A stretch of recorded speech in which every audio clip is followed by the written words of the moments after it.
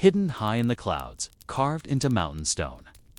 Machu Picchu has whispered its secrets for centuries, but before it became a wonder of the world, it was a city of silent efforts, tone by stone, terrace by terrace, bow by hands that never imagined millions would gaze upon their work.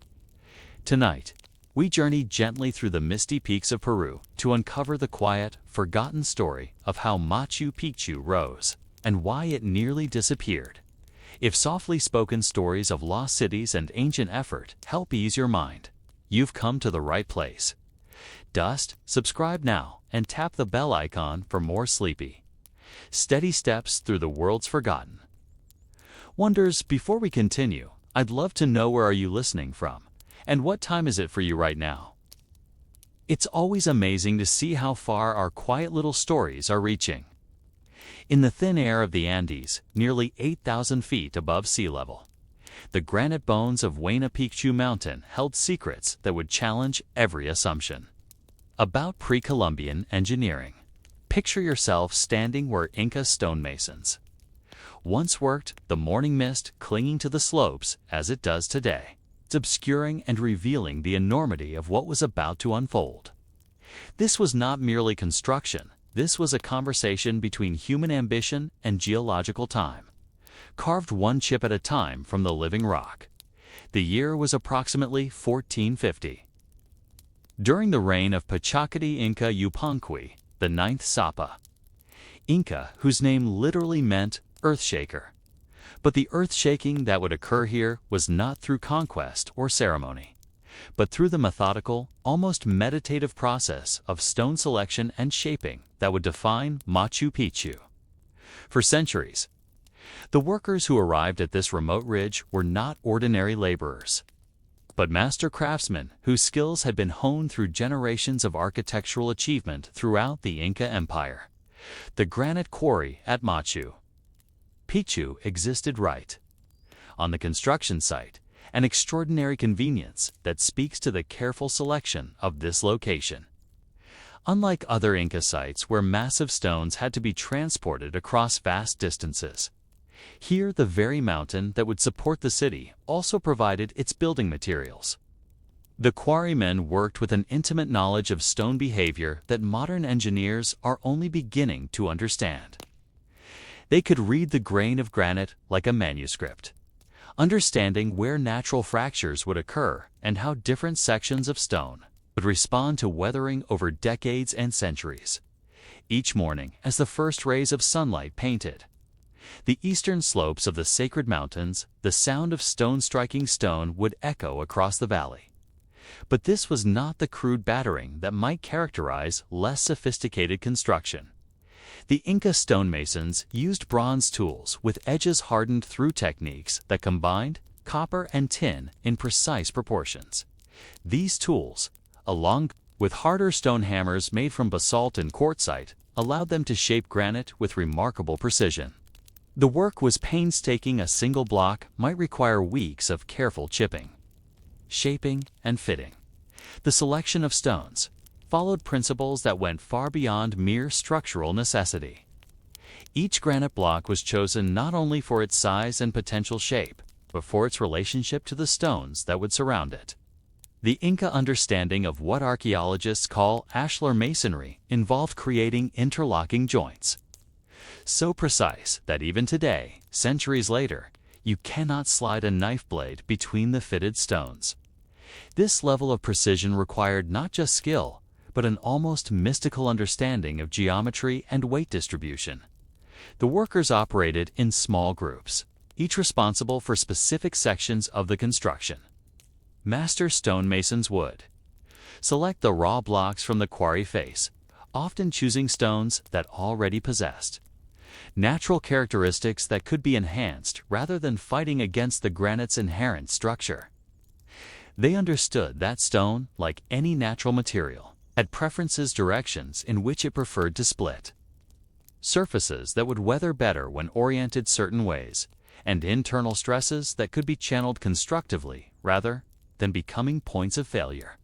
The transportation of stones from quarry to construction site involved techniques that seem almost impossibly simple, given the results they achieved. Without wheels, without metal tools harder than bronze, without written blueprints or mathematical formulas, these workers moved blocks weighing several tons across irregular terrain and lifted them to heights that would challenge modern construction. Equipment. They used wooden rollers cut from the hardwood trees that grew in the cloud forest below Machu Picchu, ropes woven from mountain grasses and llama wool that could support enormous weights, and ramps constructed from carefully placed stones and packed earth. As the seasons passed and the work progressed, the construction site began to reveal the full scope of the builder's vision. This was not merely a fortified position or a ceremonial center, but a complete urban environment that would need to function as a self-contained world. The foundations being laid would need to support not just individual buildings, but an integrated system of residential areas, ceremonial spaces, agricultural terraces, and water management infrastructure that would sustain a population of several hundred people year-round. With capacity for many more during peak periods, the workers understood that they were not just building for their own generation, but creating structures that would need to endure for centuries. Every joint, every drainage channel, every carefully calculated angle represented a decision that balanced immediate necessity against long-term durability. They were, in effect, having a conversation with the future, sending messages through stone that would be read and interpreted by people they would never meet, in circumstances they could never anticipate. As another day's work concluded and the tools were carefully cleaned and stored, as the workers made their way down the mountain paths to their temporary shelters, they left behind them a growing testament to human capability that would challenge every assumption about what could be, accomplished with patience, skill, and an understanding of natural materials that bordered on the spiritual. The stones they shaped and placed would outlast empires, survive conquests, and wait in silence for centuries before revealing their secrets to a world that had almost forgotten such. Craftsmanship was possible, but how exactly did they achieve the impossible precision that still amazes engineers today? What techniques allowed them to create joints so perfect that they have survived 5 centuries of earthquakes, floods, and weathering without the use of mortars or metal tools? The morning mist cleared to reveal workers engaged in what can only be described as sculptural engineering on a massive scale. You would have witnessed a process that resembled artistic creation as much as construction, where each stone was not merely cut to size, but shaped to participate in a complex, 3-dimensional puzzle that extended across the entire city. The precision required was not just mathematical, but intuitive, demanding an understanding of how forces would flow through stone joints under conditions that might not occur for decades or centuries. The technique that made this possible was what the Spanish chroniclers would later call ashlar masonry, though this simple term barely captures the sophistication of what was actually taking place. Each stone was individually shaped to create what engineers now recognize as a polygonal fitting system, irregular geometric shapes that interlocked with their neighbors through multiple contact points, creating joints that actually became stronger under stress rather than weaker. The earthquake-resistant properties of this construction method were not accidental, but represented a sophisticated understanding of seismic engineering that would not be matched in European architecture. For centuries, to understand how this worked in practice, imagine watching a master stonemason approach a partially completed wall. The space to be filled might be irregularly shaped, bordered by stones that had already been fitted and secured. Rather than trying to force a rectangular block into this space, the craftsman would begin by creating a wooden template that precisely matched the opening. This template would then be used to guide the shaping of a new stone. But the process was far more complex than simple copying. The craftsman had to consider not just the visible surfaces that would show on the finished wall, but the hidden geometries that would allow the stone to lock into place with its neighbors. Each stone typically had between 6 and 12 contact points with adjacent stones, and each of these contact points had to be shaped to distribute weight and stress in ways that would strengthen the entire structure. The process required visualizing complex three-dimensional relationships that existed largely in the craftsman's imagination until the stone was actually placed. The shaping process itself was a meditation in patience. Using bronze chisels with edges that had to be constantly resharpened, stone hammers that had to be replaced regularly as they wore down, and abrading stones that gradually ground the granite into the precise curves and angles required. A single block might require anywhere from several days to several weeks to complete. The work was done entirely by hand and eye, without measuring instruments more sophisticated than knotted cord strings used to check proportions and angles. Archaeological examination of the construction site has revealed evidence of the meticulous planning that preceded the actual stonework. Stone chips and debris patterns suggest that the builders created detailed models of complex architectural elements before beginning work on the full-sized versions. They tested joint designs, experimented with different approaches to weight distribution, and worked out solutions to engineering problems. That would not become apparent until the stones were actually in place under load. The genius of the system lay in how it distributed stress through the structure. Unlike conventional masonry, which relies on the weight of stones pressing down to create stability, the Inca polygonal system created horizontal stability through the interlocking shapes themselves. When an earthquake struck, the stones could move slightly in relation to each other, absorbing and dissipating the seismic energy without losing their fundamental structural integrity. The walls could literally dance with the Earth's movement and then settle back into their original configuration. This flexibility was achieved through joints that were not just tight-fitting, but actually tapered, wider at the visible face of the wall and narrower toward the interior. This created a mechanical advantage that drew the stones together more tightly as the structure settled over time. The technique also meant that the visible surfaces of the stones, faces that would be seen and appreciated by future generations, had to be shaped with extraordinary precision. Since any imperfection in the joint would be immediately apparent, the construction process required coordination between different groups of specialized workers. Quarrymen selected and roughly shaped the raw blocks. Transporters moved them to the construction site using ingenious combinations of rollers, ramps, and ropes, and finish masons completed the precise shaping and fitting. But perhaps most remarkably, the construction required master planners who could visualize the completed structure in its entirety and coordinate the work of dozens of craftsmen to ensure that stones shaped weeks apart would fit together perfectly. The water management system that was being integrated into the construction represented another level of engineering sophistication that would not be fully appreciated until modern archaeological investigation began. Every wall, every terrace, every building was designed to channel water in ways that would prevent erosion, eliminate standing water that could freeze and crack stone joints, and direct rainfall toward the agricultural areas where it was needed.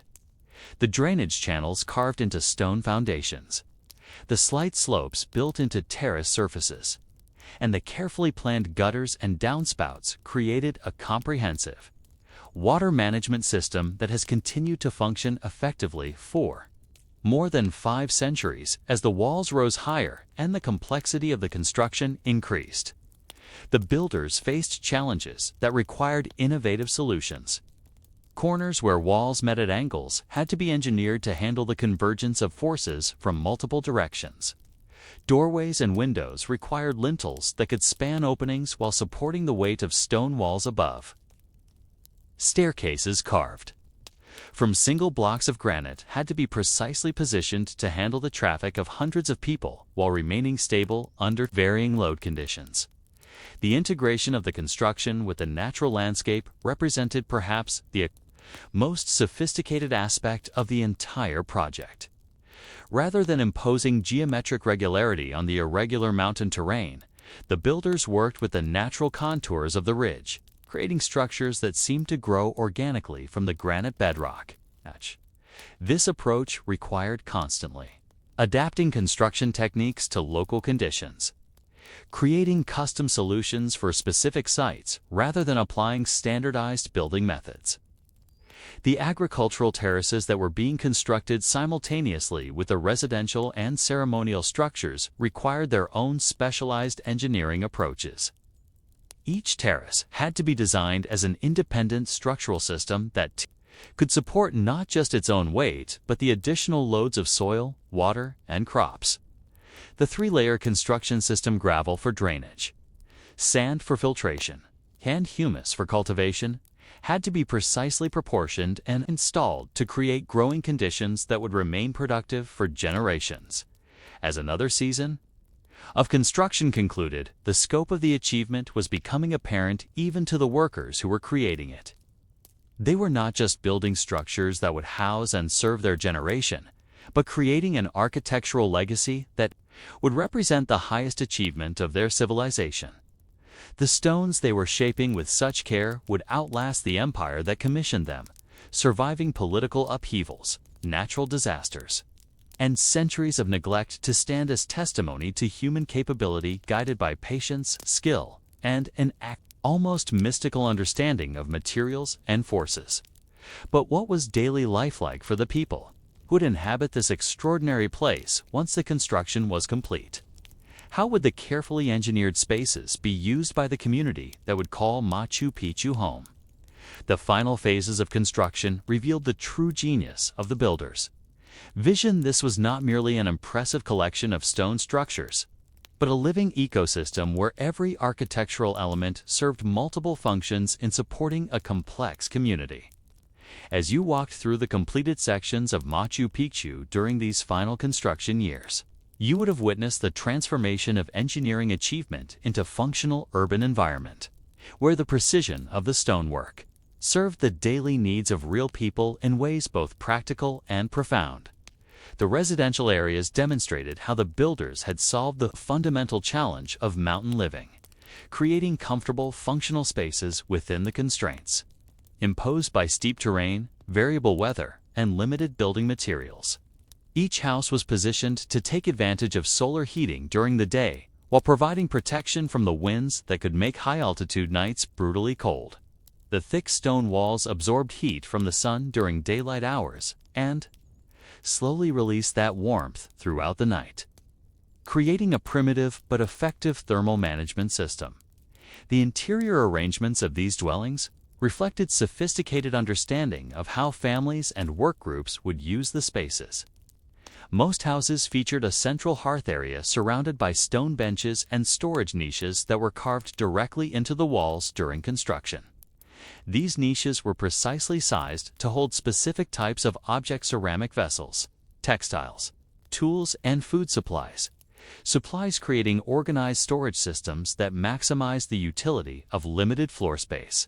The doorways were typically narrow and oriented away from prevailing winds, with raised thresholds that prevented rain from entering during the heavy storms that characterized the wet season. The workshop areas revealed another dimension of the planning that had guided the construction. Spaces designated for metalworking were positioned to take advantage of natural drafts that would help maintain the high temperatures needed for bronze casting and gold working. Areas intended for textile production were located in spots that received consistent natural light throughout the day, but were protected from direct rainfall that could damage delicate fibers.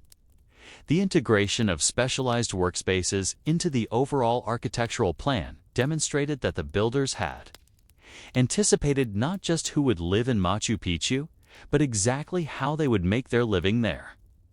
The ceremonial areas represented the most sophisticated expression of the builders' understanding of architecture as more than mere shelter. The Intihuatana, or hitching post of the sun, demonstrated astronomical knowledge that rivaled the achievements of any contemporary civilization. This carefully carved granite sculpture was positioned and shaped to function as a precise solar calendar, casting shadows that tracked the movement of the sun throughout the year with accuracy that allowed the prediction of solstices. equinoxes, and the optimal timing for agricultural activities. The Temple of the Sun showcased the builder's ability to integrate structural engineering with religious symbolism. The curved wall that formed the heart of this structure required stone cutting, techniques that pushed the boundaries of what was possible with bronze tools and patient craftsmanship. Each stone in the curved section had to be shaped to a unique profile that would contribute to the overall circular form, while maintaining the interlocking joints that provided earthquake resistance. The window openings were precisely positioned to frame specific astronomical events, transforming the building into a massive instrument for observing celestial cycles. The water management system reached its full sophistication in the final construction phases, revealing an understanding of hydraulic engineering that integrated practical necessity with aesthetic beauty.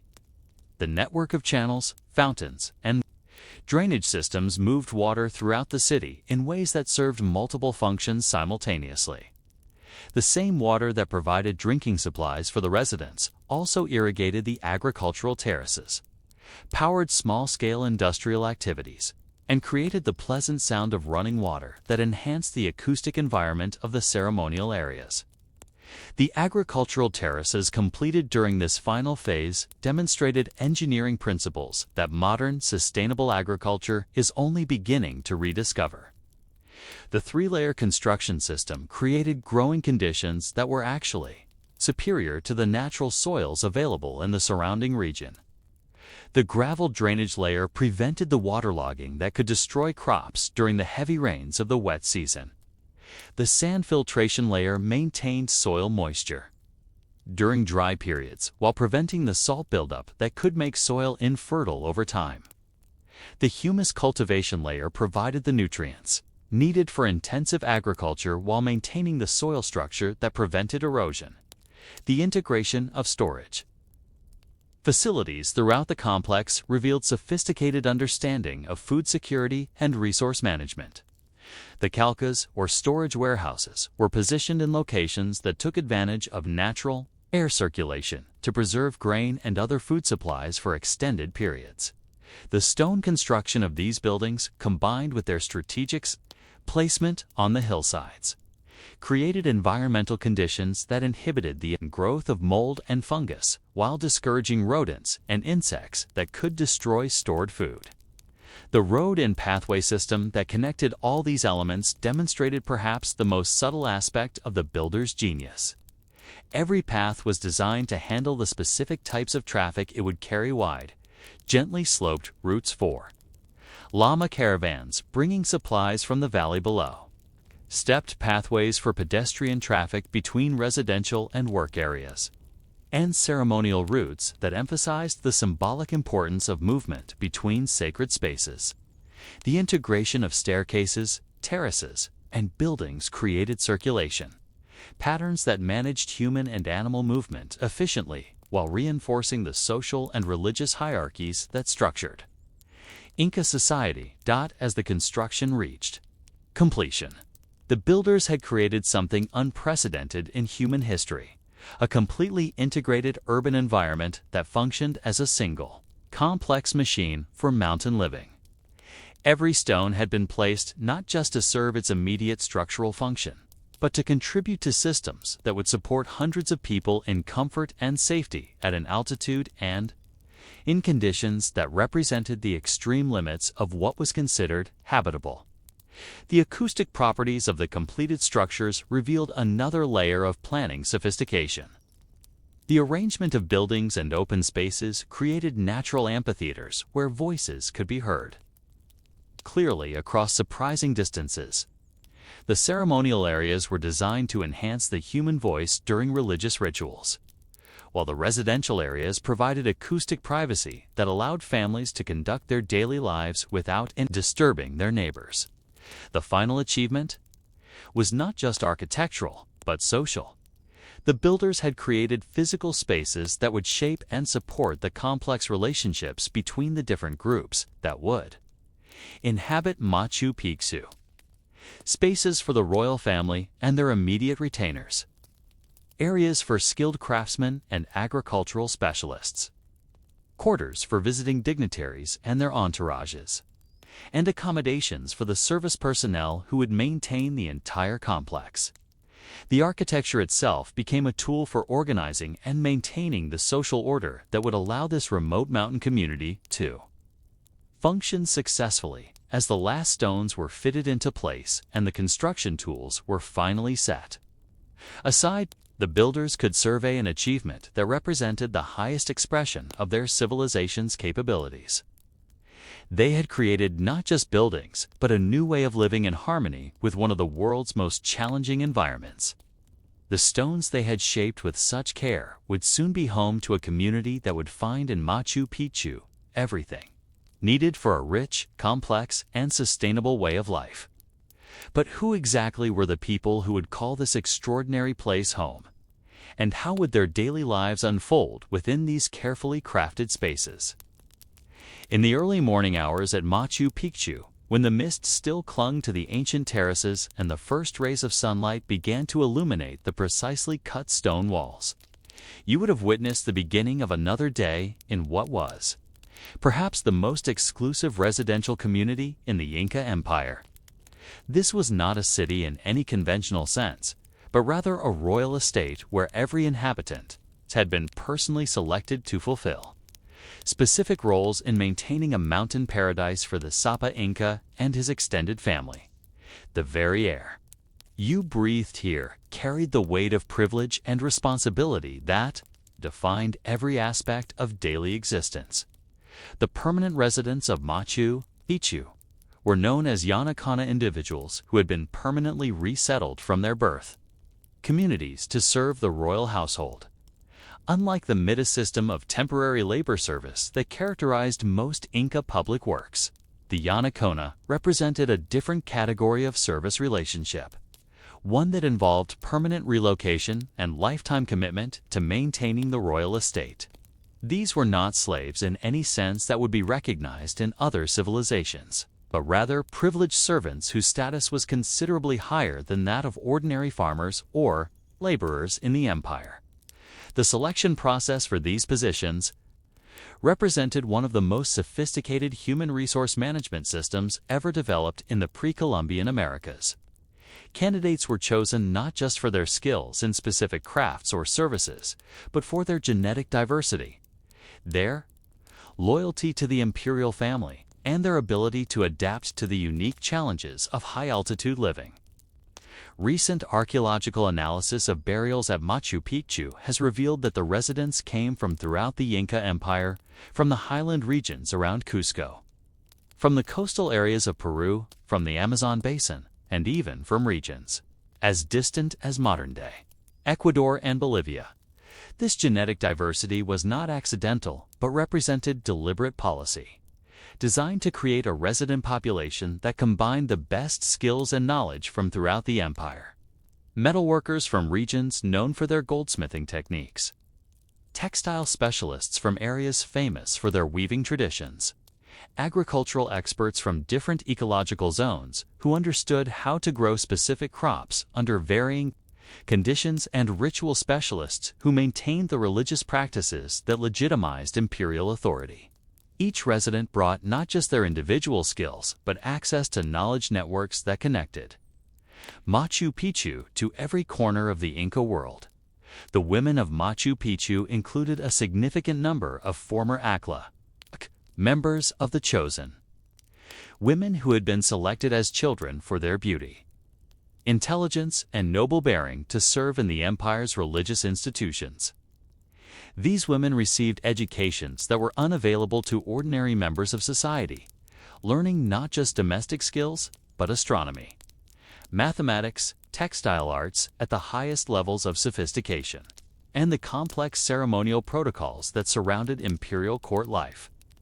At Machu Picchu, they served as wives to Yanakona men, as specialists in the finest textile production, and as participants in the religious ceremonies that maintained the spiritual connection between the royal family and the deities that protected the empire. The daily routine of these residents began before dawn with the lighting of cooking fires and the preparation of morning meals. The kitchens at Machu Picchu were marvels of efficiency, designed to serve not just the permanent residents, but the much larger populations that would arrive during the royal family's visits. Cooking areas featured sophisticated ventilation systems that drew smoke away from food preparation areas while maintaining the high temperatures needed for processing the diverse ingredients that arrived from throughout the empire. The morning meal preparation revealed the extraordinary variety of foodstuffs that were available at Machu Picchu, despite its remote location.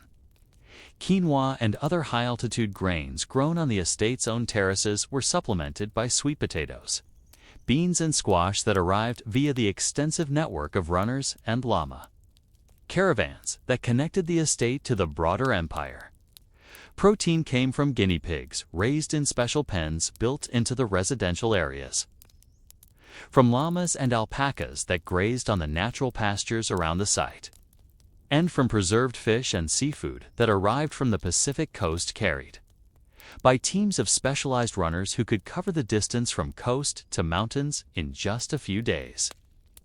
The preparation of these meals was not simply about nutrition, but about maintaining the cultural traditions that each resident had brought from their home regions. Archaeological evidence suggests that different groups within Machu Picchu maintained distinct cooking traditions, using ceramic vessels in styles that reflected their diverse origins and preparing foods according to regional recipes that preserved connections to their ancestral communities. This cultural diversity was not seen as a problem to be managed, but as a source of strength that enriched the overall community. The morning hours also saw the beginning of the specialized craft production that was one of Machu Picchu's primary functions. The site served as a center for producing the luxury goods that maintained the royal family status and provided gifts for the diplomatic relationships that held the empire together. Workshops scattered throughout the residential areas hummed with activity as metal workers shaped gold and silver into ceremonial objects. Textile specialists wove fabrics of unprecedented complexity and beauty, and woodworkers crafted furniture and ceremonial objects from the hardwoods that grew in the cloud forests below the site. The metallurgy practiced at Machu Picchu represented the highest achievements of Inca technology.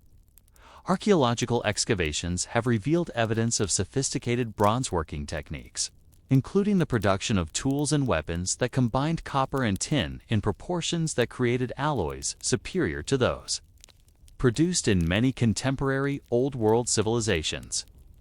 The gold work produced here included not just jewelry and ceremonial objects, but complex mechanical devices such as the solar observatories that were integrated into the site's ceremonial architecture. The textile production at Machu Picchu reached levels of sophistication that have never been equaled in the Americas, using fibers from vicuna, alpaca, and cotton, and dyes derived from plants and minerals sourced throughout the empire. The weavers created fabrics with thread counts that rival modern industrial production.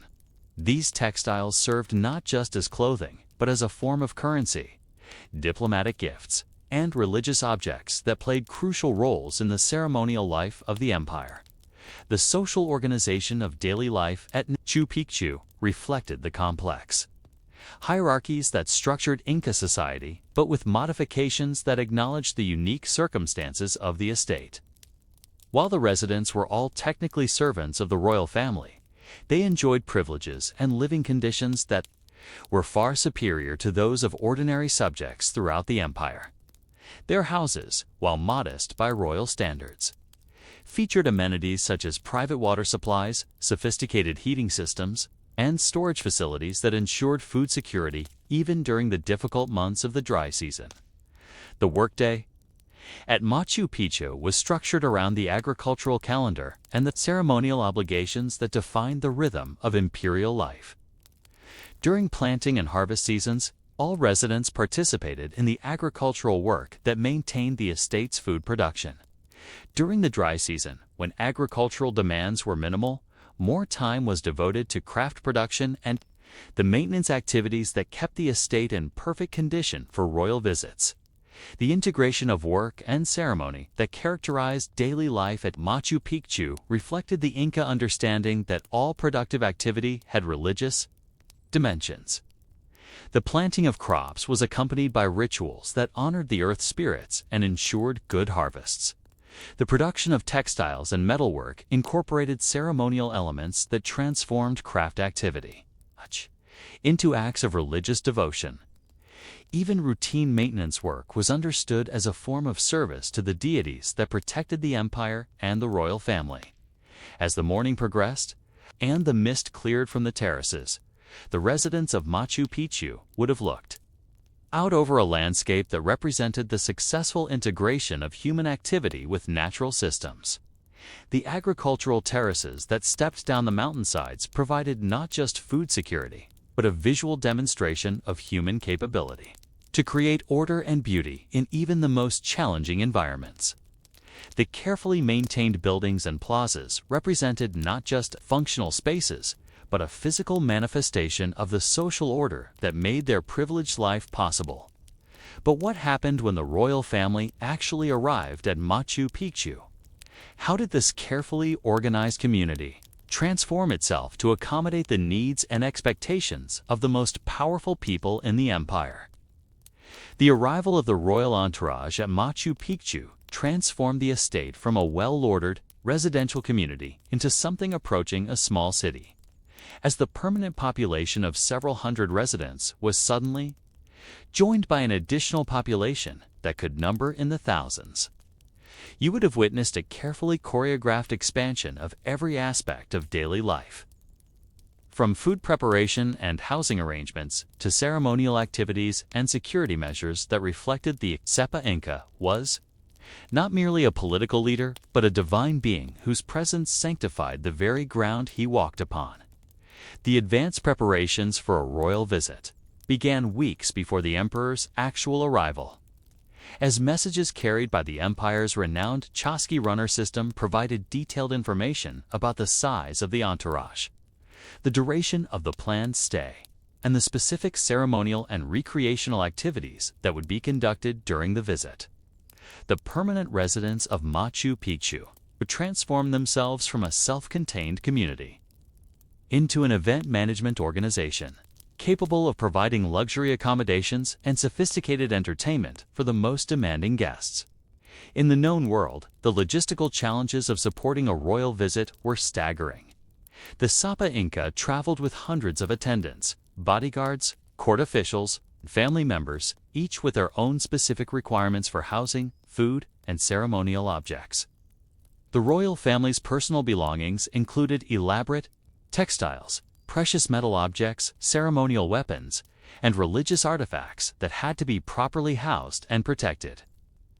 The entourage also included delegations from throughout the empire who came to conduct business with the imperial court, adding another layer of complexity to the accommodation and security arrangements. The transformation of food production, too. Support a royal visit revealed the sophisticated agricultural and storage systems that made Machu Picchu's apparent isolation something of an illusion. While the estate's terraces could produce significant quantities of food, supporting a population that might temporarily swell to over 1,000 people required mobilizing resources from throughout the region. Caravans of llamas would arrive carrying quinoa and potatoes from the high-altitude communities around Lake Titicaca, corn and beans from the warmer valleys to the east, and specialty products such as coca leaves, cotton, and tropical fruits from the Amazon regions. The royal kitchen facilities during these visits operated on a scale that resembled modern industrial food service more than traditional domestic cooking. Specialized cooking areas that were rarely used during normal times were activated to handle the massive increase in food preparation requirements. The estate's sophisticated water management system was pressed into service to provide not just drinking water but the large quantities of water needed for cooking, cleaning, and the ceremonial ablutions that were an essential part of imperial court life. The accommodation arrangements during royal visits demonstrated the social engineering that was necessary to maintain order and protocol when hundreds of people with different ranks, responsibilities, and regional origins were housed in relatively close quarters. The royal family occupied the most prestigious buildings, positioned to take advantage of the best views and most favorable microclimates.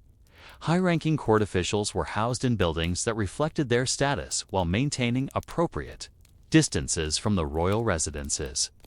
Visiting delegations were accommodated in areas that allowed them to conduct their business while preventing conflicts between groups that might have political or territorial disputes in their home regions. The entertainment provided during royal visits represented some of the highest achievements of Inca cultural production. The large ceremonial plazas at Machu Picchu became stages for musical and dance performances that combined artistic expression with religious ritual and political demonstration.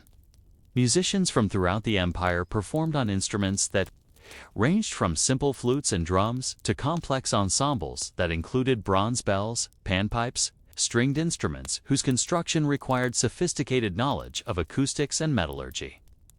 The religious ceremonies conducted during royal visits represented the most sophisticated expressions of Inca's spiritual practice, combining astronomical observations, sacrifice rituals, and communal celebrations that reinforced the divine nature of imperial authority.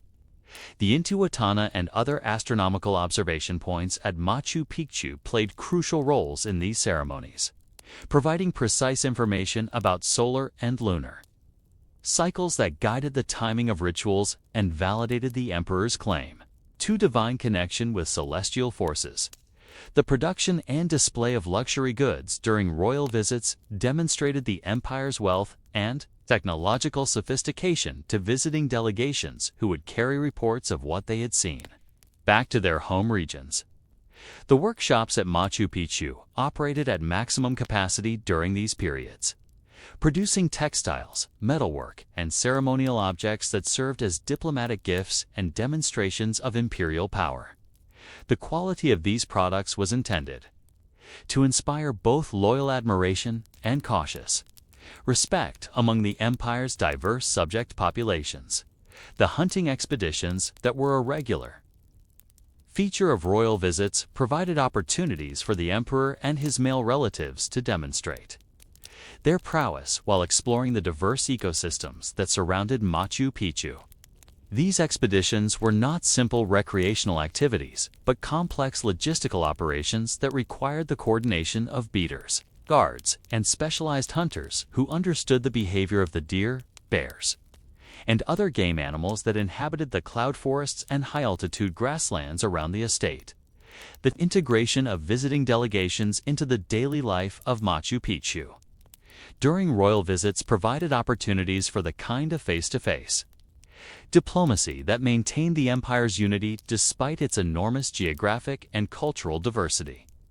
Representatives from newly conquered territories could observe imperial ceremony and technology firsthand, gaining understanding of the power and sophistication that made resistance futile. Loyal governors and local officials could renew their personal relationships with the imperial court, reinforcing the bonds of loyalty and mutual obligation that held the empire together. The environmental impact of these large-scale visits was carefully managed through systems that reflected sophisticated understanding of ecological sustainability. Human waste from the expanded population was processed through composting systems that converted it into fertilizer for the agricultural terraces. Food waste was managed through feeding systems for domestic animals and composting operations that enriched the soil. Even the massive quantities of water required were managed through conservation and recycling systems that prevented overtaxing the estate's water sources. The security arrangements during royal visits revealed the military engineering capabilities that complemented the architectural and agricultural achievements visible in more peaceful times. The naturally defensive location of Machu Picchu was enhanced through temporary fortifications and guard posts that controlled access routes to the estate. The Royal Guard maintained constant surveillance of the surrounding region through signal stations and patrol systems that could detect potential threats long before they could reach the estate itself. as royal visits concluded, and the great entourages departed for other destinations throughout the empire. The permanent residents of Machu Picchu faced the complex process of returning their community to its normal operational scale. The temporary facilities that had supported hundreds of additional people were cleaned and stored for future use. The intensive agricultural production that had fed the expanded population was scaled back to sustainable levels. The workshops returned to their normal production schedules, focused on maintaining the estate and producing goods for regular trade and diplomatic purposes. But these royal visits, magnificent as they were, could not continue forever. Political and environmental pressures were building throughout the empire that would soon make the luxury and security of Machu Picchu impossible to maintain. How would this carefully crafted world respond when the empire that supported it began to collapse? High above the Urubamba Valley, shrouded in the perpetual mists that clung to the eastern slopes of the Andes, Machu Picchu existed in a state of geographical suspension that would prove to be its salvation. Spanish conquistadors swept through the Inca Empire in the 1530s, systematically destroying temples, melting down golden artifacts, and establishing their dominion over every corner of the vast Andean realm. This most perfect expression of Inca civilization remained literally invisible to the eyes that sought to remake the new world in the image of the old. The invisibility of Machu Picchu was not accidental, but represented the culmination of a defensive strategy that had guided its construction from the very beginning. You would have understood had you been among the Spanish forces that conquered Cusco in 1533. That the empire you were dismantling was far more complex and extensive than your initial victories might have suggested. Yet even the most thorough Spanish chroniclers, those who took careful note of every settlement, temple, and storehouse they encountered, would make no mention of the royal estate that lay hidden in the clouds just 50 miles from the imperial capital they had claimed as their own. The geography that concealed Machu Picchu was not simply a matter of distance or altitude, though both played crucial roles in maintaining its secrecy. The site's location on a narrow ridge between two towering peaks created what modern military strategists would recognize as perfect camouflage. The structures blended so seamlessly with the natural granite outcroppings that they became virtually indistinguishable from the mountainside itself when viewed from below. The agricultural terraces that stepped down the precipitous slopes resembled natural geological formations more than human construction, especially when viewed through the veils of mist and cloud that obscured the upper reaches of the mountains for much of each day. The Spanish conquest of the Inca Empire followed patterns that had been established through their earlier experiences in Mexico and the Caribbean. Patterns that emphasized the rapid seizure of political centers, the capture or elimination of indigenous leadership, and the systematic exploitation of existing tribute and labor systems.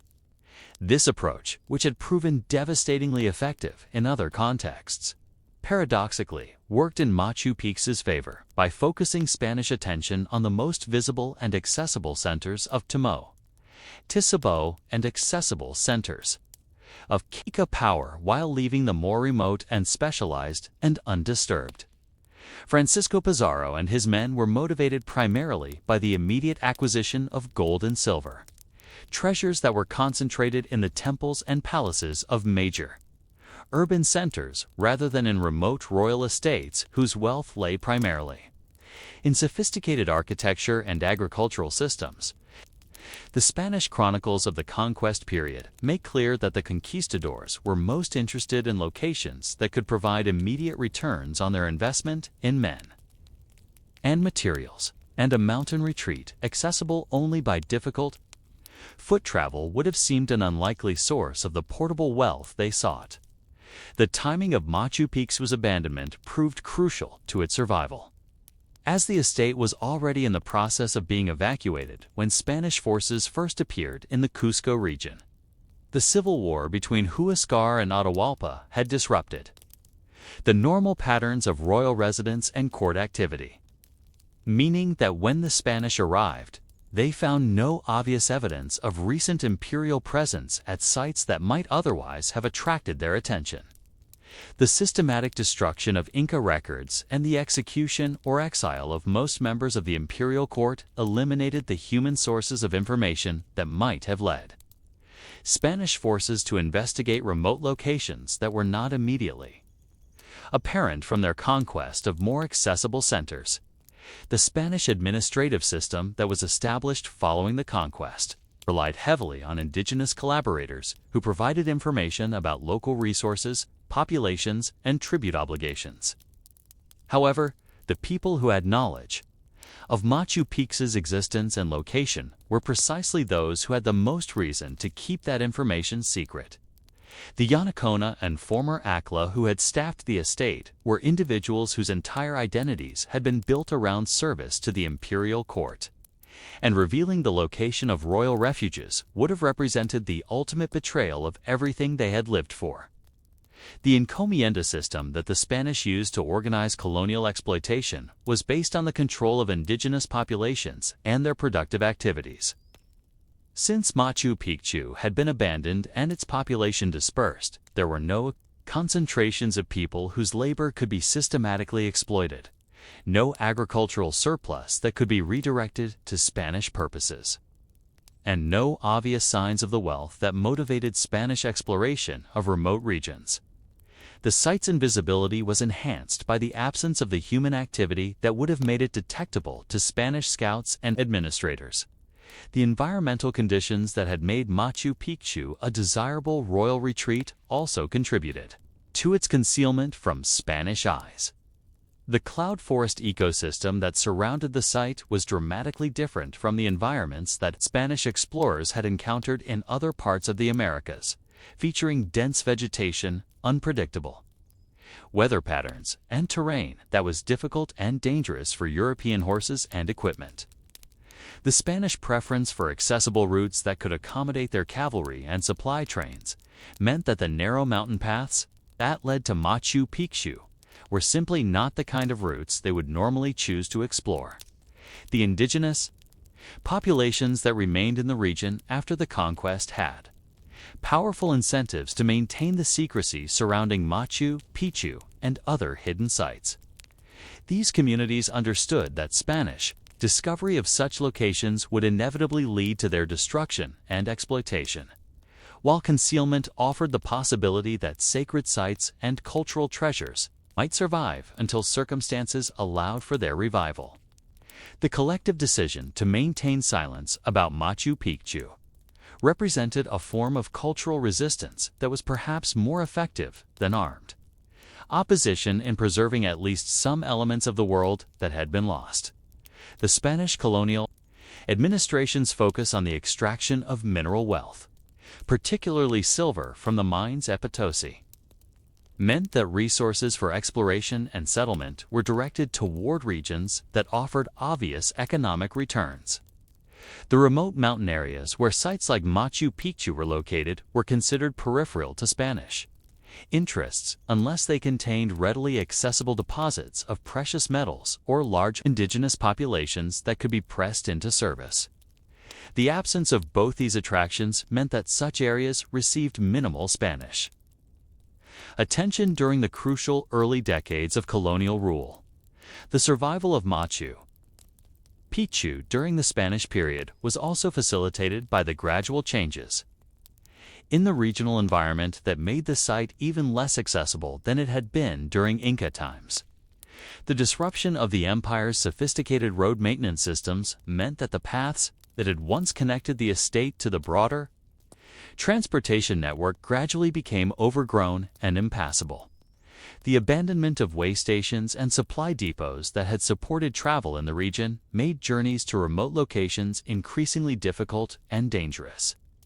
The Spanish colonial church's systematic campaign to eliminate indigenous religious practices paradoxically contributed to Machu Picchu's concealment by creating incentives for indigenous communities to hide sacred sites and ceremonial objects.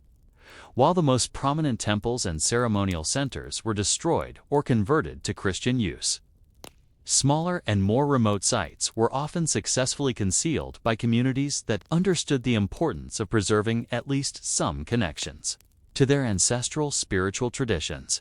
The gradual establishment of Spanish colonial settlements in the valleys around Machu Picchu created a new geographical context that actually enhanced the site's invisibility.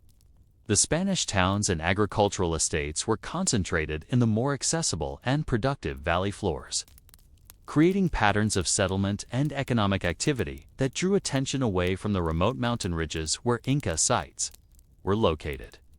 The colonial economy's focus on European-style agriculture and livestock raising meant that the sophisticated terrace systems that had supported Inca mountain agriculture were abandoned and gradually returned to forest, further obscuring the evidence of human habitation in these areas.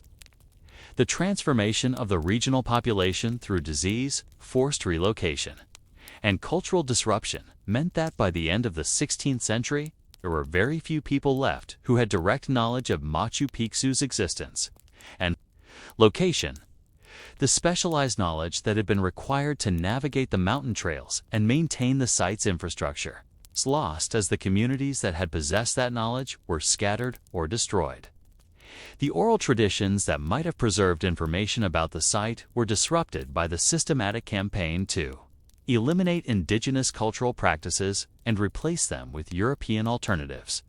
As the Spanish colonial period progressed, and the initial phase of conquest gave way to more systematic administration and settlement, the opportunities for discovering sites like Machu Picchu actually decreased rather than increased. The colonial system became increasingly rigid and bureaucratic, with exploration and settlement following predictable patterns that were unlikely to lead to remote and economically marginal locations. The combination of geographical concealment, administrative neglect, and indigenous secrecy created a perfect storm of circumstances that allowed Machu Picchu to fade from historical consciousness entirely. But what was happening to the axial structures themselves during these centuries of abandonment? How did the buildings and terraces that had been so carefully maintained during the Inca period respond to decades and then centuries without human care? As the years stretched into decades and then centuries, you would have witnessed the gradual transformation of Machu Picchu from a meticulously maintained royal estate into something that resembled an archaeological site more than a functioning settlement.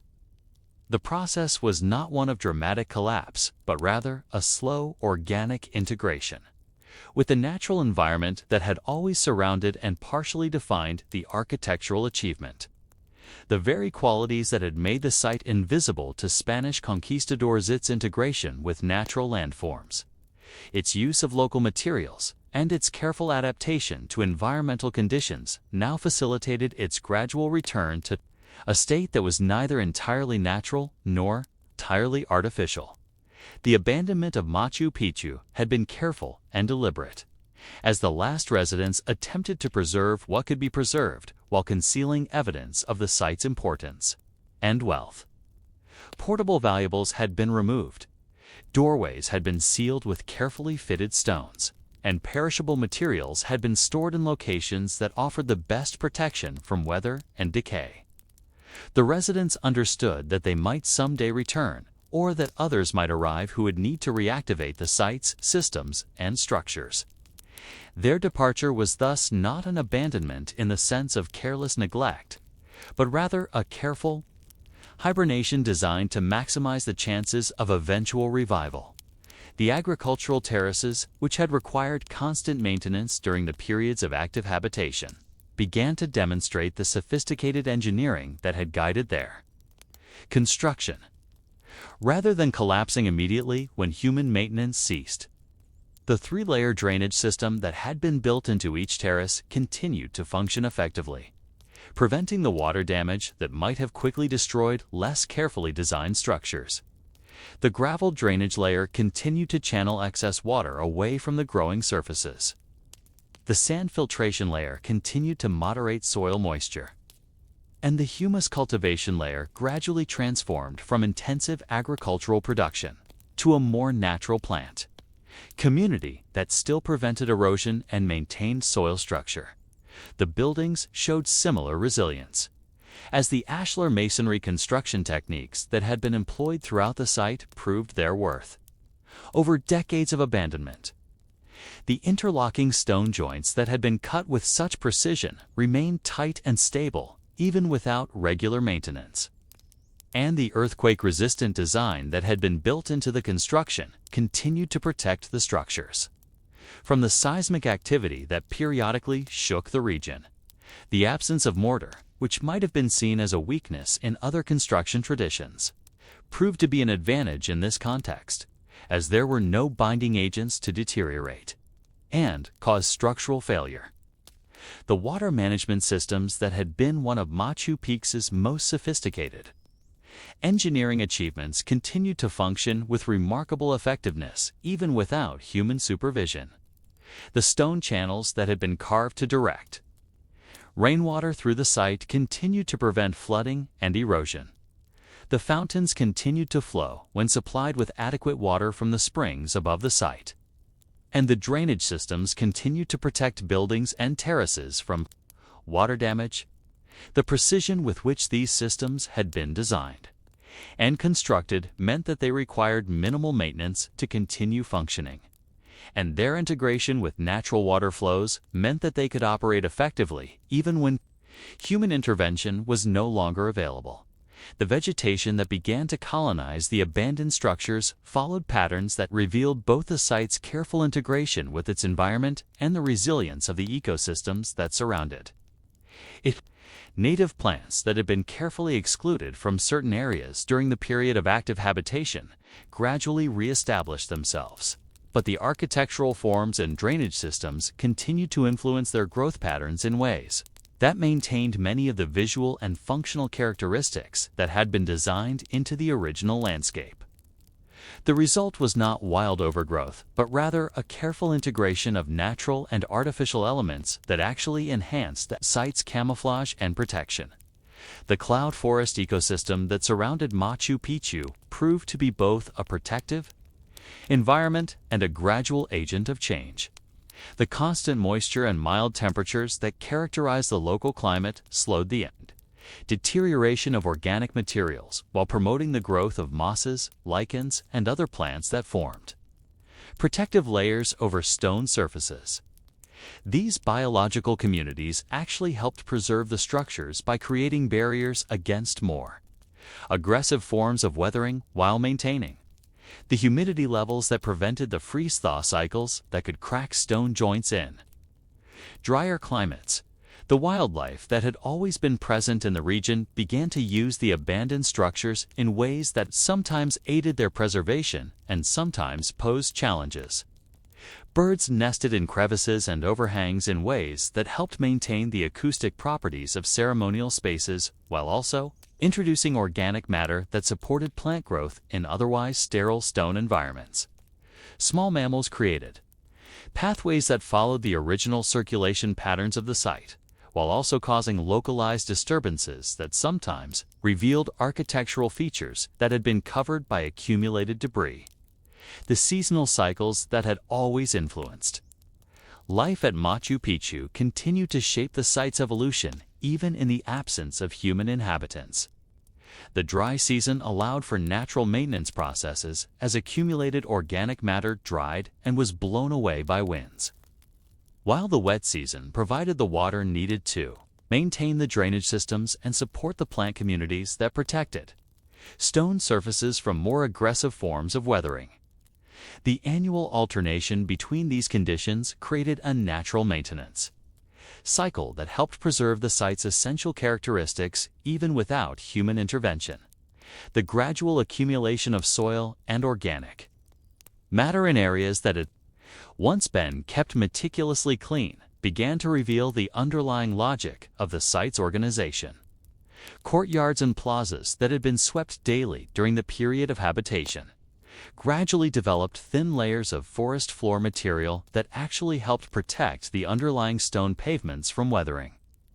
The accumulation was generally thin enough to preserve the essential forms and circulation patterns, while providing protection from direct exposure to weathering agents.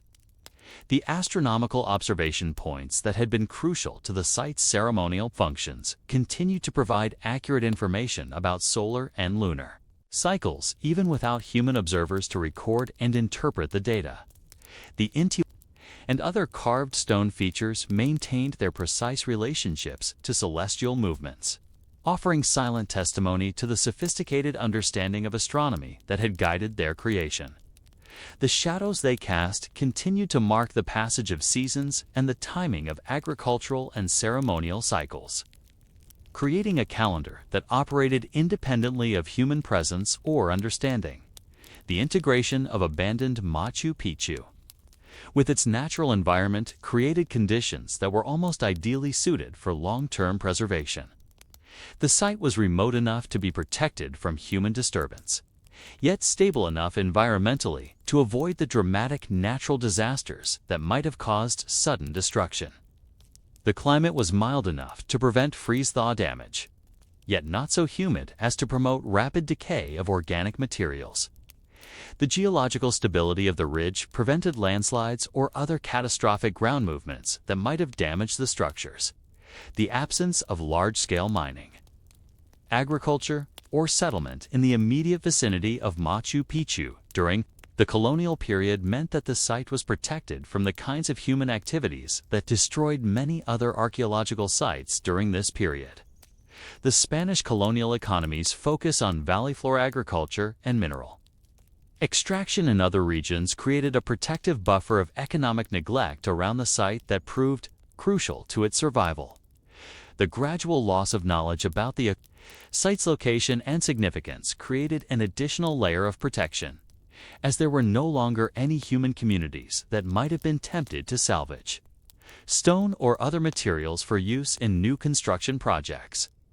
The sophisticated cut stone that had been used throughout Machu Picchu represented valuable building material that would have been highly sought after for colonial construction projects. But the site's concealment prevented this potential source of destruction. The development of local legends and folklore that incorporated vague references to lost cities and hidden treasures in the mountains actually enhanced the site's protection by providing explanations for any unusual features that might be glimpsed by occasional travelers without encouraging systematic exploration or investigation. These stories created a context of mystery and supernatural danger that discouraged casual exploration, while providing culturally acceptable explanations for any anomalous features that might be observed from a mojas. From a distance. The establishment of new transportation routes during the colonial period that bypassed the immediate area around Machu Picchu meant that the site became increasingly isolated from the main currents of human activity in the region.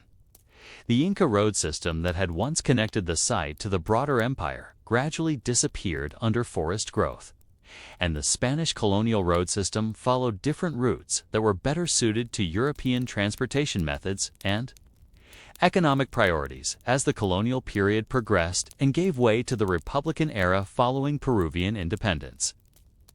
Machu Picchu continued its quiet existence as a perfectly preserved time capsule of Inca civilization, protected by geography, climate, and the collective amnesia that had erased it from historical consciousness.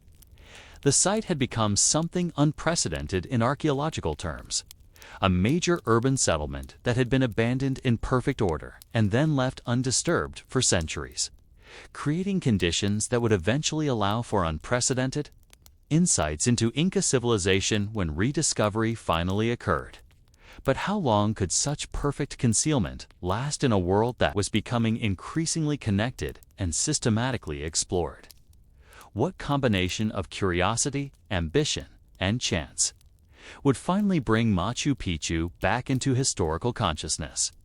By the dawn of the 20th century, the mountainous regions of Peru remained among the least explored areas of a world that was rapidly shrinking under the pressure of scientific expedition, commercial development, and imperial competition. Yet even as European and North American explorers pushed into the remotest corners of Africa, Asia, and the Arctic, The cloud-wrapped peaks of the eastern Andes continued to guard secrets that had been hidden for nearly 4 centuries.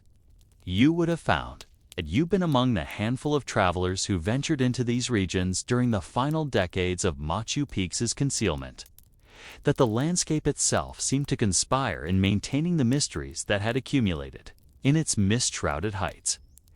The indigenous communities that had survived the colonial period in these remote valleys carried within their collective memory fragments of knowledge about the hidden sites that dotted the mountainous landscape. But centuries of persecution had taught them to guard such information carefully.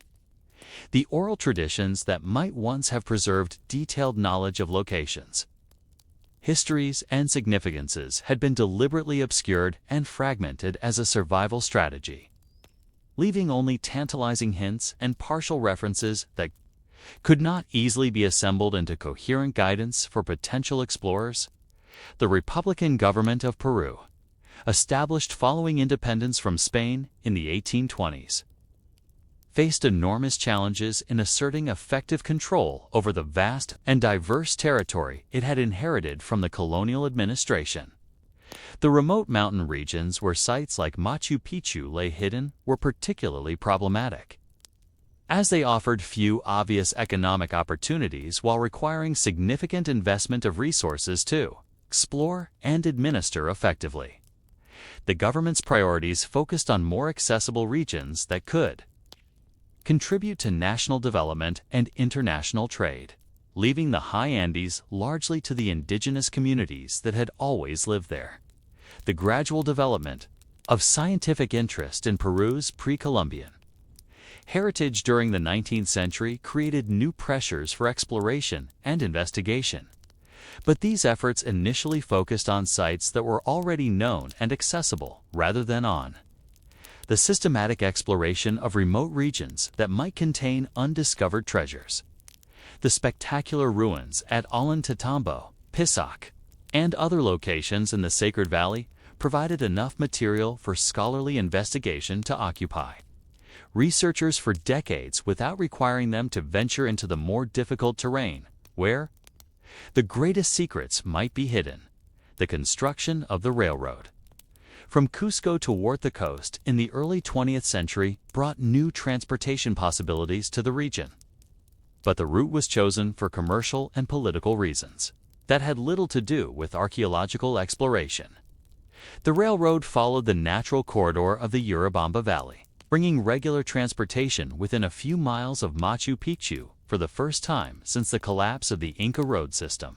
But the site remained hidden above the valley floor, invisible to the casual observer and unknown to the railroad engineers who designed the route.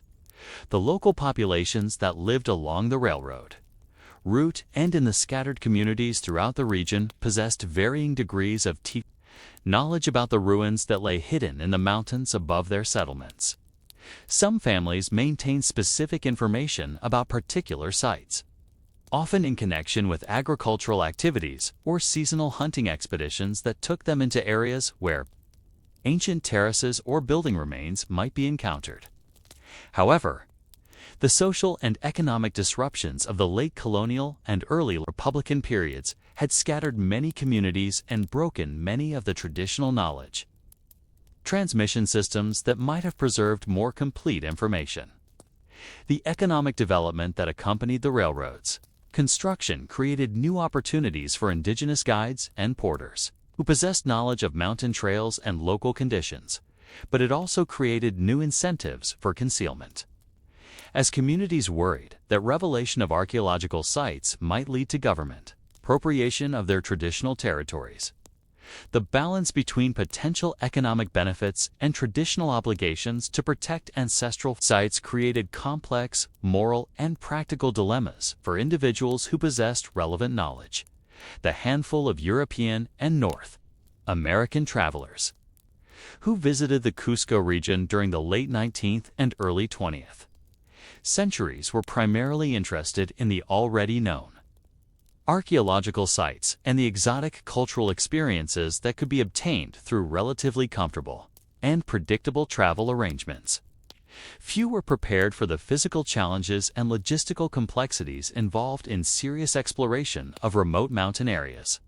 And fewer still possessed the combination of archaeological knowledge, physical capability, and cultural sensitivity that would be required for successful investigation of undiscovered sites. The scientific expeditions that were beginning to investigate Peru's archaeological heritage during this period operated with resources and methodologies that were sophisticated by the standards of their time, but primitive compared to what would later be available. Photography was possible, but difficult and expensive. Accurate mapping required laborious surveying techniques, and the transportation of equipment and supplies to remote locations presented challenges that severely limited the scope and duration of expeditions. These constraints meant that even when sites were discovered, the documentation and investigation that followed were often inadequate by later standards. The political instability that characterized Peru during much of the 19th and early 20th centuries created additional obstacles to systematic archaeological exploration, as governments changed frequently and priorities shifted with each new administration. The resources that might have been devoted to cultural and scientific investigation were often diverted to more immediate political and economic needs, while the legal framework for archaeological investigation remained underdeveloped and inconsistently enforced. That the international context that surrounded archaeological exploration during this period was complicated by imperial competition and cultural appropriation concerns that made both Peruvian authorities and indigenous communities suspicious of foreign researchers. The removal of archaeological treasures to European and North American museums had become a common practice that benefited foreign institutions while depriving Peru of its cultural heritage, creating tensions that affected the climate for legitimate scientific investigation. The gradual accumulation of rumors, legends, and partial information about lost cities and hidden treasures in the Peruvian mountains created a cultural atmosphere that was both conducive to exploration and corrupted by sensationalism and fantasy. Popular publications and adventure stories had created public fascination with the possibility of discovering major archaeological sites. But they had also created unrealistic expectations and encouraged poorly planned expeditions that often ended in failure or tragedy. The indigenous knowledge systems that had preserved information about sites like Machu Picchu were under increasing pressure from modernization. Education policies that discouraged traditional cultural practices and economic changes that were altering the relationships between communities and their traditional territories. The elders who possessed the most complete knowledge of ancestral sites were aging and dying, while younger generations were increasingly oriented toward education and economic opportunities that took them away from their home communities and traditional knowledge systems. The seasonal and ceremonial activities that had once provided regular opportunities for indigenous communities to visit and maintain ancestral sites were being disrupted by economic necessities, religious changes, and government policies that discouraged traditional practices. The trails that had once been regularly traveled and maintained were becoming overgrown and difficult to follow, while the oral traditions that had provided guidance for navigation and interpretation were becoming fragmented and unreliable. The environmental changes that were affecting the high Andes during this period, including climate variations that altered vegetation patterns and human activities that modified traditional land use systems, were creating new challenges for the preservation and accessibility of archaeological sites. The cloud forest ecosystems that had protected places like Machu Picchu were stable but sensitive to disruption, and changes in regional climate or human activity patterns could potentially threaten the natural preservation conditions that had maintained these sites for centuries. As 1911 approached, the stage was set for a convergence of circumstances that would finally bring Machu Picchu back into historical consciousness. The infrastructure existed to support serious archaeological exploration. The scientific interest was present to motivate such exploration, and the cultural and political conditions were suitable for international collaboration in archaeological investigation. All that was needed was the right combination of preparation, opportunity, and determination to pierce the veil of secrecy that had protected Peru's greatest archaeological treasure for nearly 4 centuries. But who would be the person to make this momentous discovery, and what combination of scholarly ambition, practical capability, and sheer luck would finally reveal the lost royal estate that had been waiting in silence among the clouds?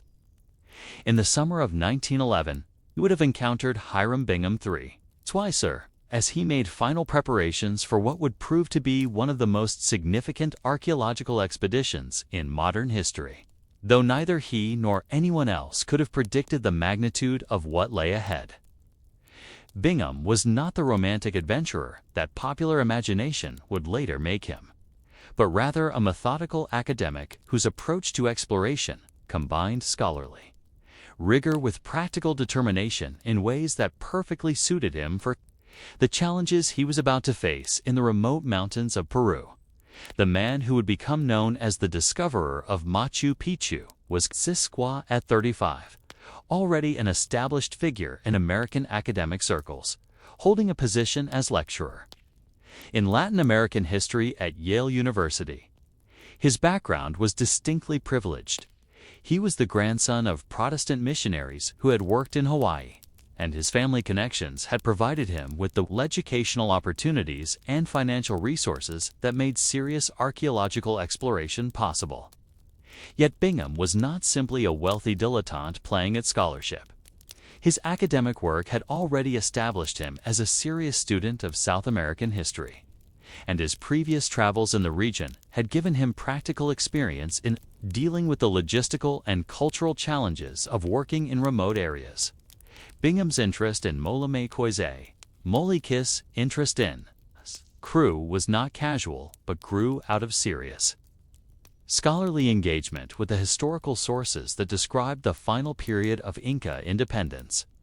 He had become fascinated by the story of Manco Inca, the puppet ruler installed by the Spanish, who had eventually rebelled against his masters and established a Neo-Inca state in the remote mountain region of Vilcabamba.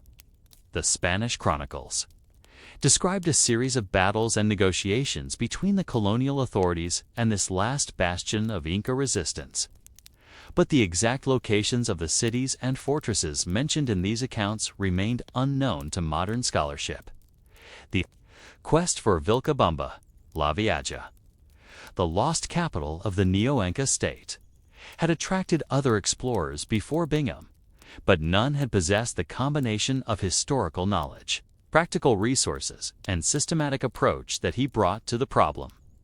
Previous expeditions had been handicapped by inadequate preparation, insufficient funding, or poor understanding of the historical sources that might provide guidance for exploration. Bingham spent months in libraries and archives, carefully studying every available document that might contain clues about the location of the lost cities he sought. The Yale Peruvian expedition of 1911 was organized with a kind of careful planning that reflected Bingham's academic background and his understanding of the challenges involved in serious archaeological work. The expedition was funded by Yale University and the National Geographic Society, organizations that expected scholarly results rather than mere adventure stories. The team included not just Bingham himself, but also specialists in photography, mapping, and natural history who could document whatever discoveries might be made with the thoroughness that Teoloa serious scientific investigation required. Bingham's methodology was revolutionary for its time, in its systematic approach to gathering oral testimony from indigenous communities, rather than relying solely on written sources or conducting random explorations. He made it his practice to visit every settlement in his areas of interest and carefully interview local residents about their knowledge of ruins, ancient roads, and traditional stories that might contain historical information. This approach required not just linguistic skills, but cultural sensitivity and patience, as many communities were initially reluctant to share information with foreign visitors. The physical challenges of exploration in the eastern Andes were formidable, requiring expedition members to be prepared for everything from tropical heat in the lower valleys to freezing temperatures at high altitudes, often within the same day's travel. The terrain varied from dense jungle to exposed rock faces, and the weather could change from brilliant sunshine to torrential rain with little warning. The logistics of moving supplies, equipment, and personnel through such challenging environments required careful planning and constant adaptation to changing conditions. Bingham's approach to local hiring and guidance reflected his understanding that successful exploration depended entirely on the knowledge and cooperation of indigenous communities. He made it his practice to hire local guides not just for their knowledge of trails and terrain, but for their understanding of local history and their connections to communities that might possess relevant information. This approach sometimes led him to investigate sites that seemed unpromising from an academic perspective, but that local informants insisted were significant. The summer of 1911 found Bingham and his team working their way through the valleys and mountain passes of the Urubamba region, following leads that sometimes proved fruitful and sometimes led to disappointment. The process was methodical, but also required flexibility, as new information from local sources might require sudden changes in plans or routes. The expedition members learned to balance scientific rigor with opportunistic investigation, always ready to pursue unexpected discoveries while maintaining focus on their primary research objectives. The breakthrough that would lead to Machu Picchu came through exactly the kind of patient investigation of local knowledge that characterized Bingham's methodology. In the small settlement of Mander Pampa, expedition members encountered local residents who spoke of impressive ruins located on the mountain heights above the Urubamba River. The descriptions were intriguing, but not unprecedented. The team had already investigated several sites that had been described in similar terms, but proved to be relatively minor archaeological remains. The decision to investigate what the locals called Machu Picchu, literally Old Peak in Quechuas, made partly on the basis of the enthusiasm of local guides, and partly because the location fit with Bingham's systematic approach of investigating every reported site, regardless of how promising it might seem. The climb to reach the ruins would be difficult and time-consuming, but the expedition had the resources and time to pursue even relatively remote possibilities. The logistical arrangements for the ascent to Machu Picchu reflected the kind of careful preparation that had characterized the entire expedition. Local guides familiar with the mountain trails were hired not just to show the way, but to provide the kind of detailed local knowledge that could make the difference between success and failure in such challenging terrain. Supplies for several days were packed, as it was unclear how long the investigation might take, or what facilities might be available at the site itself. The psychological atmosphere surrounding the approach to Machu Picchu was charged with the kind of anticipation that accompanies any significant expedition milestone, but tempered by the realistic understanding that most archaeological investigation involves more disappointment than dramatic discovery. Bingham and his colleagues were experienced enough to know that impressive local descriptions often translated into relatively modest archaeological remains, and they approached the climb with professional skepticism balanced by scholarly hope. As July 24, 1911 dawned clear and promising, the expedition members began their ascent through terrain that became increasingly spectacular and challenging as they climbed higher into the cloud forests that cloaked the upper reaches of Huayna Picchu.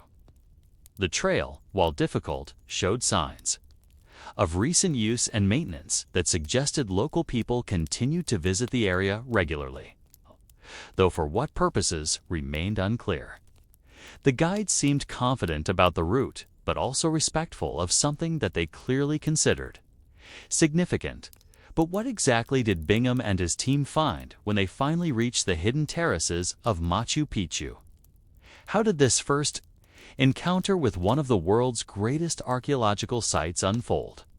And what were the immediate reactions of men who suddenly found themselves face to face with a perfectly preserved Inca city that had been hidden from the outside world for centuries?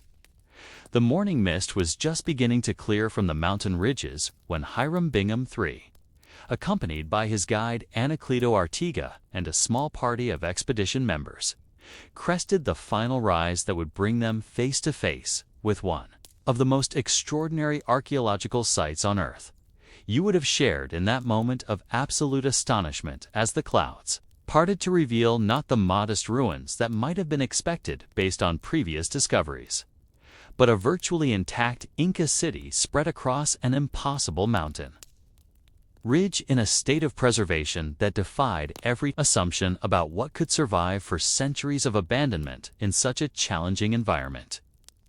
The first glimpse of Machu Picchu was overwhelming in its completeness and its integration with the dramatic landscape that surrounded it. Unlike other Inca sites that had been reduced to foundations and scattered stones by centuries of stone robbing and neglect, Machu Picchu presented itself as a living architectural environment where walls still stood to their full height, where doorways and windows framed spectacular views of snow-capped peaks and cloud-wrapped valleys, and where the sophisticated urban planning of Inca civilization could be appreciated in its full complexity and beauty. Bingham's immediate response combined the professional excitement of an archaeologist making an unprecedented discovery with the practical concerns of an expedition leader who suddenly found himself responsible for investigating and documenting a site of obviously enormous significance. His training as a historian had prepared him to evaluate archaeological evidence, but nothing in his academic experience had prepared him for the logistical and ethical challenges involved in being the first outsider to encounter a major archaeological site in its pristine condition. The physical state of Machu Picchu in 1911 revealed both the remarkable preservation that had resulted from its centuries of concealment and the gradual but careful process by which the cloud forest had begun to reclaim portions of the site. The buildings remained structurally sound, their ashlar masonry walls having proved their earthquake-resistant design through decades of seismic activity. However, many of the structures were partially overgrown with vegetation that had created its own ecosystem among the ruins, with trees growing from terraces and vines covering walls in ways that actually aided preservation by protecting stone surfaces from direct weathering. The agricultural terraces that stepped down the mountainsides remained largely intact, their sophisticated drainage systems continuing to function effectively despite the absence of human maintenance. The three-layer construction that had been built into each terrace had prevented collapse and erosion, while the natural reforestation that had occurred since abandonment had actually enhanced the stability of the soil retention systems. The result was a landscape that remained recognizably artificial, but had achieved a harmony with natural processes that demonstrated that sophisticated environmental engineering that had guided the original construction. The exploration of individual buildings revealed the extraordinary completeness of what had been preserved through the site's centuries of abandonment. Doorways retained their precisely cut lintels. Walls displayed the full range of Inca masonry techniques from utilitarian construction to the finest ceremonial stonework. And architectural details such as niches, windows, and stairways remained intact and functional. The absence of mortar in the construction had actually aided preservation by allowing the structures to flex with seismic activity and thermal expansion without suffering the kind of joint failure that would have occurred with less sophisticated construction techniques. The ceremonial areas of Machu Picchu presented Bingham with archaeological evidence of Inca religious and astronomical practices that had been lost or destroyed at other sites. The Intihuatana, or hitching post of the sun, remained in perfect condition, its carefully carved surfaces continuing to cast the precise shadows that had once guided Inca astronomical observations and ceremonial calendars. The Temple of the Sun displayed architectural sophistication that rivaled anything known from other Inca sites. With curved walls and precisely positioned windows that demonstrated mastery of both engineering and astronomical knowledge. The process of documenting the discovery presented challenges that were both technical and conceptual. As Bingham and his team struggled to record and understand a site that exceeded anything they had been prepared to encounter. The photographic equipment of 1911 was adequate for recording individual architectural features, but inadequate for capturing the scale and complexity of the entire site. The mapping techniques available to the expedition could produce accurate plans of individual buildings, but could not easily convey the sophisticated integration of architecture with topography that characterized the overall design. The presence of local families living among the ruins added another dimension to the discovery. As Bingham encountered indigenous residents who had been using portions of the site for agricultural purposes and who possessed detailed knowledge of the ruins and their history. These families, particularly the Alvarez and Richard families, had been quietly maintaining some of the agricultural terraces and using some of the buildings for storage and shelter, creating a complex situation where the discovery was actually more of a reintroduction to outside awareness of a site that had never been completely abandoned.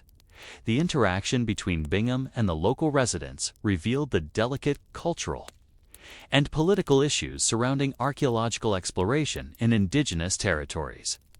The families living at Machu Picchu were not simply squatters, but represented communities that maintained traditional connections to the site and its history.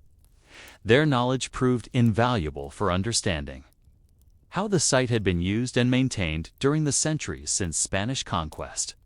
But their presence also raised questions about who had the right to study, interpret, and ultimately control access to the ruins. The immediate practical challenges of investigating Machu Picchu were enormous, as the site's size and complexity required systematic exploration that would take far more time and resources than Bingham's 1911 expedition could provide. The initial visit lasted only a few hours, enough time to recognize the extraordinary significance of the discovery, but insufficient for thorough documentation or understanding. The expedition members found themselves in the position of having made one of the most important archaeological discoveries of the modern era, but lacking the resources to investigate it properly. The significance of what they had found gradually became apparent as Bingham and his colleagues explored different areas of the site and began to understand the sophistication of its planning and construction. This was not simply a fortress or ceremonial center, but a complete urban environment that had been designed to function as a self-contained world in one of the most challenging geographical locations imaginable. The integration of residential, ceremonial, agricultural, and defensive functions within a single architectural complex demonstrated urban planning capabilities that rivaled those of any contemporary civilization. The realization that they were looking at what might be the best preserved Inca site in existence created both excitement and anxiety among the expedition members. The completeness of the preservation meant that Machu Picchu offered unprecedented opportunities for understanding Inca civilization. But it also meant that any mistakes in investigation or documentation could result in irreplaceable losses to human knowledge. The responsibility for properly studying and protecting such a significant site seemed overwhelming to a small academic expedition that had expected to find interesting but relatively modest archaeological remains. The immediate question facing Bingham was whether to attempt more extensive investigation during the current expedition, or to return to the United States and organize a larger script effort that could do justice to the site's significance. The practical limitations of the current expedition were obvious, but the opportunity to study Machu Picchu in its pristine condition might not be available indefinitely. The decision to conduct preliminary documentation while planning for more extensive future investigation represented a compromise between scientific ambition and practical limitations. As the day wore on and the time came to begin the descent. Back to base camp, Bingham and his colleagues found themselves struggling to process what they had experienced. They had set out to find the lost cities of the Neo-Inca state and had instead discovered something that appeared to be far older and more significant than anything described in the Spanish chronicles they had been following. The implications of the discovery were still unclear, but the magnitude of what they had found was already apparent. The descent from Machu Picchu was made in a state of exhausted exhilaration, as expedition members attempted to absorb what they had seen while planning for the extensive work that would obviously be required to properly investigate and document the site. The practical challenges were daunting, but the scholarly opportunities were unprecedented. They had found not just ruins, but a window into Inca civilization that had been preserved in ways that seemed almost miraculous. But how would this remarkable discovery be received by the academic world and the general public? What would be the long-term consequences of bringing Machu Picchu back into historical consciousness after nearly 4 centuries of concealment? The return of Hiram Bingham and his expedition to the United States in late 1911 marked the beginning of a transformation that would eventually make Machu Picchu one of the most famous archaeological sites in the world. But the process was neither immediate nor simple. You would have witnessed the complex negotiations between scientific discovery, public fascination, institutional politics, and international diplomacy that characterized the early years of Machu Picchu's reintegration into global consciousness. As a site that had existed in perfect isolation for centuries suddenly found itself at the center of competing claims and conflicting interpretations. Bingham's initial reports of the discovery were met with skepticism in some academic circles, where the descriptions of a perfectly preserved Inca city seemed too good to be true. The archaeological community of 1911 was accustomed to working with fragmentary remains and partial evidence, and the completeness of what Bingham claimed to have found challenged assumptions about what could survive in tropical mountain environments. The preliminary photographs and sketches that accompanied his initial reports were compelling but insufficient to convey the full scope and significance of what had been discovered. The National Geographic Society, which had partially funded the expedition, recognized the popular appeal of the discovery and moved quickly to secure rights to publish exclusive accounts and photographs of Machu Picchu. The April 1913 issue of National Geographic magazine featured Bingham's detailed account of the discovery, along with the first high-quality photographs of the site to reach the general public. The response was overwhelming, as readers encountered images of architectural achievement that seemed to rival anything produced by classical civilizations. Situated in a landscape of almost supernatural beauty and drama, the planning for return. Expeditions to Machu Picchu revealed the complex logistical and diplomatic challenges involved in serious archaeological work in Peru during the early 20th century. The Peruvian government was simultaneously eager to support scientific source investigation of the country's archaeological heritage and concerned about maintaining control over discoveries that might prove to be of enormous cultural and economic value. The negotiations between Yale University, the National Geographic Society, and Peruvian authorities established precedents for international archaeological collaboration that would influence similar projects for decades to come. The 1912 and 1913 expeditions organized by Bingham were far more ambitious than the initial discovery expedition, involving larger teams of specialists and more sophisticated equipment for documentation and analysis. The clearing and mapping of the site required months of careful work, as expedition members systematically removed the vegetation that had accumulated over centuries while attempting to avoid damage to the architectural remains underneath. The process revealed the extraordinary extent of the site, which proved to be far larger and more complex than had been apparent during the initial visit. The systematic excavation of Machu Picchu during these early expeditions produced artifacts and human remains that provided the first scientific evidence about the site's history and function. The burials discovered in cemeteries around the periphery of the site contained remains of individuals whose diverse origins suggested that Machu Picchu had drawn residents from throughout the Inca Empire. The artifacts recovered from residential and ceremonial areas provided evidence of sophisticated craft production and trade networks that connected the remote mountain site to the broader Andean world. The interpretation of Machu Picchu's function and significance evolved as more evidence became available through systematic investigation. Bingham's initial hypothesis that the site might be Vilcabamba la Vieja, the lost capital of the Neo-Inca state, was gradually abandoned as evidence accumulated that Machu Picchu was much older and had been abandoned before the Spanish conquest.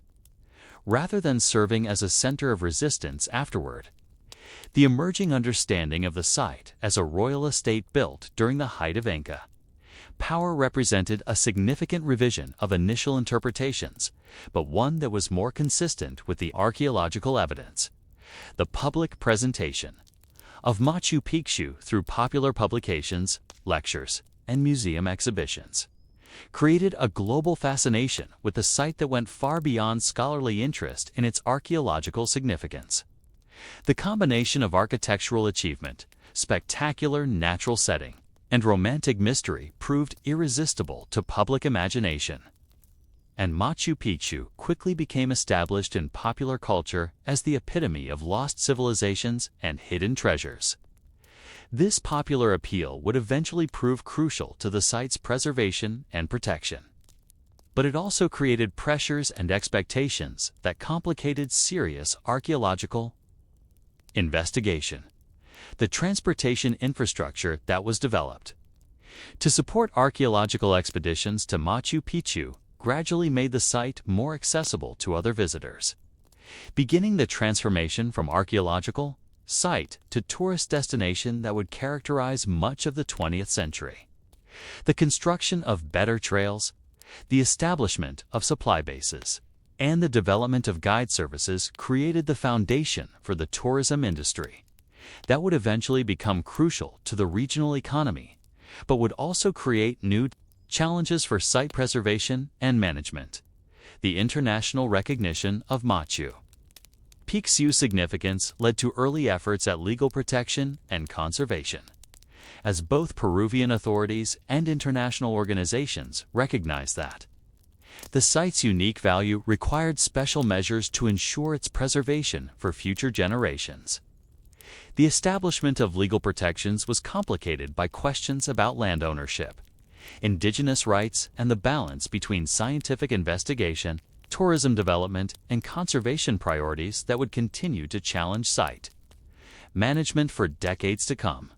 The scholarly investigation of Machu Picchu during the early decades following its rediscovery gradually revealed the sophisticated engineering and planning that had made the site possible. Challenging assumptions about the technological capabilities of pre-Columbian civilizations. The detailed study of construction techniques, water management systems, and agricultural terraces demonstrated levels of engineering sophistication that rivaled contemporary achievements in other parts of the world and provided new insights into Inca capabilities that had not been apparent from other archaeological sites.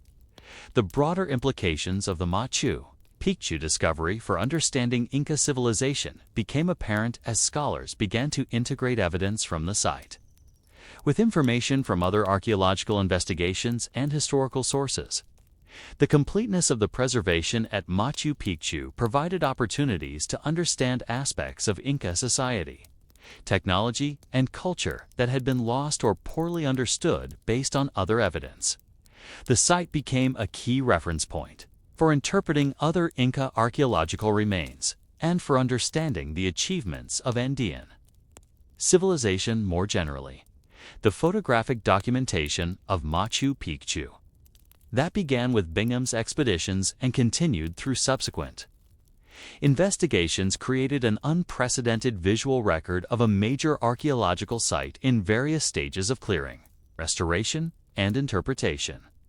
These photographs not only documented the site for scholarly purposes, but also provided the images that would shape global perceptions of Machu Picchu and influence approaches to archaeological site presentation and tourism development throughout the world. The impact of the Machu Picchu discovery on archaeological methodology was significant, as the site provided opportunities to test and refine techniques for site clearing, documentation, and interpretation that would be applied to other major archaeological projects. The challenges of working in difficult terrain with sophisticated architectural remains required innovations in excavation technique, mapping methodology, and artifact conservation that advanced the field of archaeology more generally. The establishment of Machu Picchu as a symbol of Peru's cultural heritage and national identity reflected broader processes of nation-building and cultural nationalism that were occurring throughout Latin America during the early 20th century. The site provided Peru with a cultural achievement that could be presented as rivaling anything produced by European or North American civilizations, supporting arguments for the country's cultural importance and historical significance that had political and diplomatic dimensions beyond their archaeological interest. As the 20th century progressed and Machu Picchu became increasingly integrated into global consciousness through tourism, education, and popular culture, the site that had once existed in perfect isolation found itself serving as a bridge between past and present, between indigenous and modern civilizations, and between scholarly investigation and popular imagination. The transformation was complete. A royal estate that had been built to serve the needs of Inca emperors had become a symbol of human achievement that belonged to the entire world. The story of Machu Picchu. From its construction by master builders, working with simple tools and unlimited patience, through its brief life as a royal estate serving the most powerful people in the Americas, through its centuries of concealment in the clouds, to its rediscovery and emergence as one of the world's most celebrated archaeological sites, represents more than just the history of a single place. It represents the power of human creativity to produce achievements that transcend the limitations of their time and place, creating legacies that can inspire and instruct people who live in completely different worlds from those who created them. The stones that Inca craftsmen shaped with such care more than 5 centuries ago continue to speak to visitors from every corner of the globe, carrying messages about human capability, environmental harmony, and the persistence of beauty that remain as relevant today as they were when the first terraces were cut into the living rock of Huayna Picchu. In learning to listen to these stone whispers, we connect ourselves to the patient hands that placed each block, the brilliant minds that designed each system, and the enduring human dream of creating something perfect in an imperfect world.